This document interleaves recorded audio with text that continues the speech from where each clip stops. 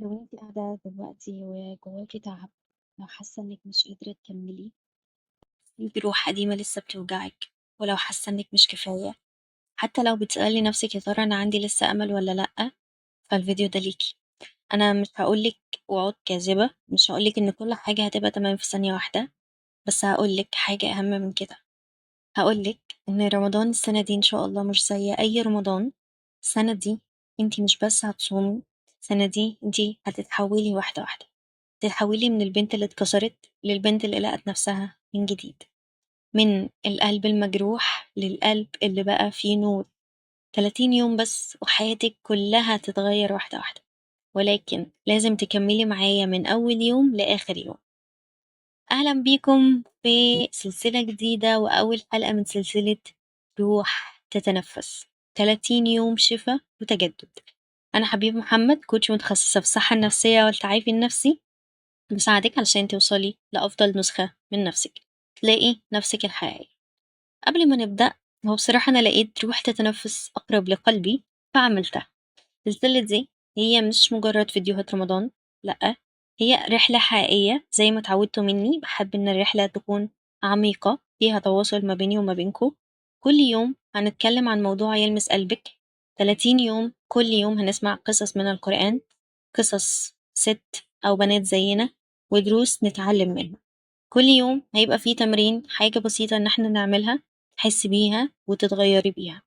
كل يوم هيبقى فيه دعاء خاص من القرآن إنك تدعي بيه وتشوفي إزاي حياتك هتتغير. الأهم حاجة واحدة بس، الالتزام. التزمي معايا ال30 يوم من أول يوم لآخر يوم، ما تسيبيش حلقة، ما تستعجليش النتيجة، والأهم إنك تثقي في ربنا ثم نفسك إنك تقدري. ولأن الحقيقة انتِ أقوى مما تتخيلي، انتِ هتشوفيه على مدار الحلقات.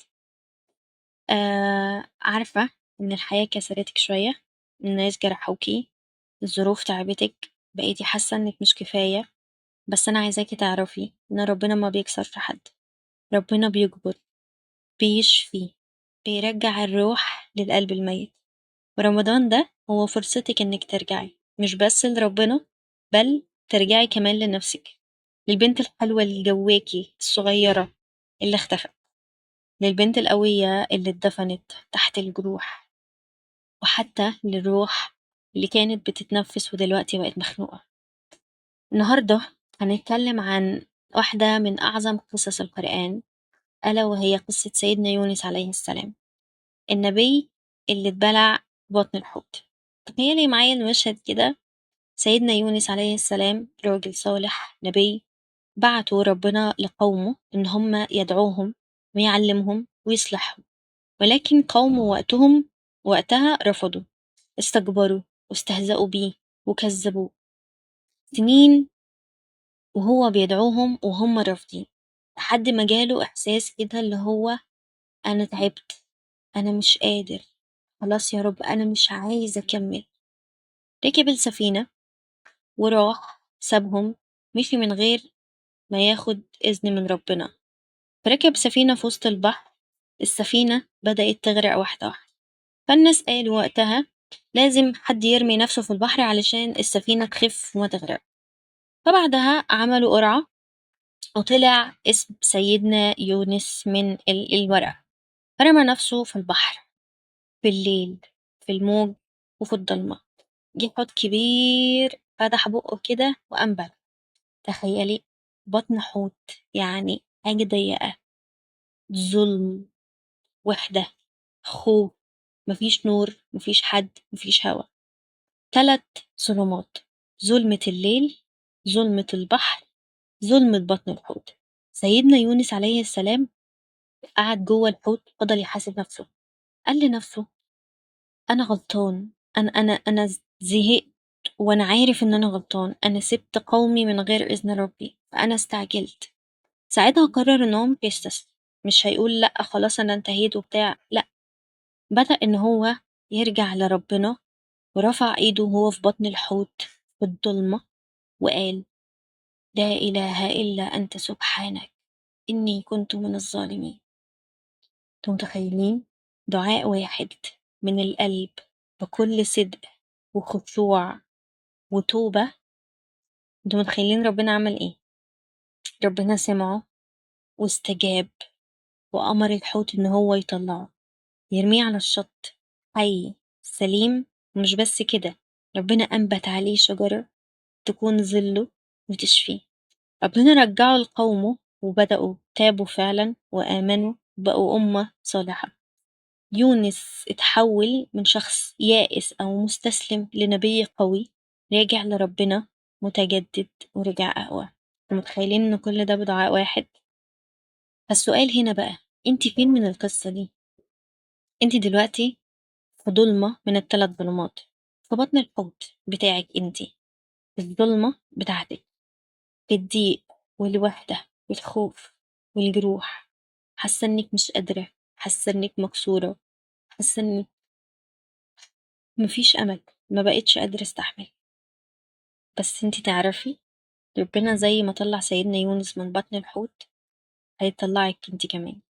ولكن لازم تدعي، لازم ترجعي له، لازم تقولي له يا رب أنا عارفة إن أنا غلطانة، أنا ظلمت نفسي، بس أنا فعلا محتاجة لك. ورمضان ده هو فرصتك. 30 يوم علشان تطلعي من بطن الحوض بتاعتك، 30 يوم عشان تتحولي زي ما سيدنا يونس اتحول. ودلوقتي عايزة أقولك ال30 يوم دول هنعمل فيهم إيه. رحلتنا متقسمة 4 أسابيع، كل أسبوع ليه هدف معين. أول أسبوع هو هدفه التطهير والتحرر، يعني الأسبوع ده هننضف بس، هننضف قلبك من الجروح القديمة، هننضف عقلك من المعتقدات السامة، كمان هننضف روحك من الذنوب المدفونة. بعدها هندخل الأسبوع التاني ونبني الأنوثة الروحية. يعني بعد ما نضفنا دلوقتي هنبدأ نبني أنوثة من نوع تاني، مش أنوثة الشكل زي ما اتفقنا، لأ، ألا وهي أنوثة الروح. مش عايزة أحرق لكم المواضيع لأن أنا متحمسة جدا. الأسبوع التالت هي هندخل في نقطة الأنوثة في العلاقات، هنطبق الأنوثة اللي بنيناها في الأسبوع التاني في حياتنا، مع الزوج، مع الأولاد، مع الأهل، مع الصحاب، حتى مع نفسنا. الأسبوع الأخير ألا وهو البركة والوقت، هنحاول إن احنا نجذب البركة، مش بس فلوس، بركة في الرزق والصحة والعلاقات، على كل حاجة بقى. آخر يوم هنحتفل بالتحول اللي احنا عملناه، هنراجع الرحلة كلها، هنشوف ايه اللي اتغير واتغير قد ايه، ونحتفل بالتحول ونحط خطة عشان نقدر نكمل بعد رمضان. كل يوم من ال30 يوم هيبقى فيه قصة وموضوع وتمرين ودعاء. الأهم من ده كله إني مش هسيبك لوحدك، كل يوم هبقى معاكي، دي الحاجة الوحيدة اللي هعملها يوميا على مدار 30 يوم. بعد كده هنرجع للحلقات بتاعتنا يومين في الأسبوع. فكل يوم هبقى معاكي، هطبطب عليكي، هشجعك، هفكرك إنك قوية لأنك فعلا قوية، بس محتاجة حد يفكرك. وأنا هنا علشان أفكرك وأفكر نفسي معاكوا على فكرة. 30 يوم بس وبإذن الرحمن حياتك هتتغير واحدة واحدة، مش يوم ولا اتنين، لأ، ولكن لازم تلتزمي. دلوقتي عايزاكي تعملي حاجة بسيطة جدا جدا جدا، ألا وهي كتابة النوايا. يعني حرفيا كتابة النوايا دي من أكتر الحاجات اللي بتساعد على التحول الجميل الإيجابي. نجيب ورقة وقلم أو دفتر، لو عندك دفتر خاص برمضان يبقى أحسن كتير. هنكتب الجملة دي: بسم الله الرحمن الرحيم، وأنا، هنكتب اسمنا طبعا، نويت إن في رمضان سنة 2026 أتحول. بعدين عايزاك تكتبي التحول اللي انتي عايزاه، يعني أنا عايزة أتحول من كذا لكذا، مثلا من العقل المشغول للعقل الهادي، أو من القلب المجروح للقلب الشافي، أو من البنت المكسورة للبنت القوية، أو من البنت اللي بتكره نفسها للبنت اللي بتحب نفسها. عايزاكي تكتبي كل حاجة انتي عايزة تتغيري فيها، من غير خوف، من غير حكم، بس صدق ومواجهة مع نفسك. ربنا كده كده عارف اللي في قلبك، فما تخبيش حاجة. عايزاكي تكتبي، وانتي بتكتبي استشعري ان ربنا معاكي، ربنا بيسمعك وبيشوفك وبيحبك. بعد ما تخلصي كتابة عايزاكي تقرأي اللي انتي كتبتيه ده بصوت عالي، وقولي له يا رب دي نيتي، ساعدني اني احققها، لاني انا مش قادرة لوحدي، بس معاك أنا قادرة على أي حاجة يا رب العالمين. خلي الورقة دي معاكي طول شهر رمضان، كل يوم اقرأيها بصوت عالي عشان تفتكري انت ليه بدأتي وليه عايزة تكملي وليه قررتي انك مش هتستسلمي. النهاردة بعد ما تكتبي النية عايزاكي تبتدئي أول يوم بقلب جديد. هتصومي وانت حاسة ان الصيام ده مش مجرد امتناع عن الأكل، لأ، الصيام ده تطهير لكل حاجة فيكِ، تطهير لجسمِك، لقلبِك، لعقلِك، لروحِك، وأنتِ بتتطهري علشان تتجددي، عشان تتحولي، وإن شاء الله، إن شاء الله 30 يوم بس وهتبدئي تكوني حد تاني، حتى لو التحسن بنسبة 5%، 10%، أنا ما عنديش أي مشكلة خالص. دلوقتي تعالي ندعي سوا يلا. عايزاكِ ترفعي إيديكِ تضميهم مع بعض كده وتقولي معايا ومن قلبِك: لا إله إلا أنت سبحانك إني كنت من الظالمين. يا رب، أنا عارفة إن أنا ظلمت نفسي كتير، جرحتها، كسرتها، خليتها تحس أحاسيس وحشة أوي، تحس إن هي مش كفاية. يا رب، أنت الوحيد اللي بتجبر المكسور وبتشفي المجروح وبترجع الروح للقلب الميت. يا رب، في رمضان ده اجبرني واشفيني، رجع روحي، خليني أحس بكل الأحاسيس المريحة يا رب العالمين. يا رب، ساعدني أطلع من الظلمة للنور، ومن الضيق للفرج، ومن الكسر للجبر يا رب. يا رب، ساعدني إني أقدر أكمل ال30 يوم دول، ما تخلينيش أستسلم، خليني أعرف ألتزم علشان أتحول. آمين يا رب العالمين. هضم ايديك الاتنين تحطيهم كده على وشك وتمسحي بيهم على قلبك. خليكي فاكرة الدعاء ده طول اليوم واكتبيه قدامك. أي وقت تحسي فيه بضعف اقرأيه، لو حسيتي بتعب برضه قوليه: لا إله إلا أنت سبحانك إني كنت من الظالمين. الدعاء ده أنقذ سيدنا يونس من بطن الحوت، وأكيد ربنا مش هيسيبك لوحدك وهينقذك من بطن الحوت بتاعتك برضه. فثقي في ربنا.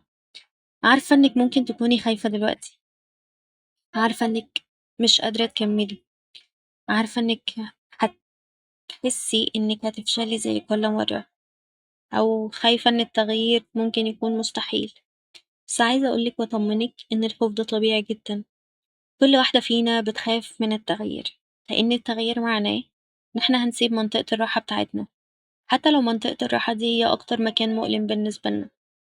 بس عايزة أفهمك إنك مش لوحدك، ربنا معاكي وأنا معاكي، كل البنات اللي بتتفرج عليا دلوقتي معاكي، كلنا مع بعض في نفس الرحلة، كلنا عندنا جروح، ولكن الأهم إن كلنا عايزين نتحول ونتشافى، وكلنا هنتحول إن شاء الله. وبس كده، دي كانت حلقة النهاردة، وأشوفك بكرة في حلقة جديدة. بكرة هنتكلم عن التوبة، ازاي تتوبي مش بس من الذنوب اللي عملتيها، ازاي تتوبي من جلد الذات، ازاي تسامحي نفسك على كل اللي فات، وازاي تبدأي صفحة جديدة بقلب نضيف. وإن شاء الله هتبقى الحلقة قوية جدا فما تفوتيهاش. ولكن قبل ما تمشي عايزاكي تعملي اشتراك في القناة، فعلي زر الجرس عشان يوصلك كل الحلقات أول بأول، وبكرة إن شاء الله يوصلك الحلقات. وقولولي الساعة المناسبة بالنسبة لكم لتنزيل الحلقة. لو الحلقة عجبتك حسيتي إن هي لمستك شاركيها مع صاحبتك، مع أختك، مع مامتك، مع أي بنت تعرفيها محتاجة إن هي تسمع الكلام ده. وأشوفك بكرة على خير. في أمان الله.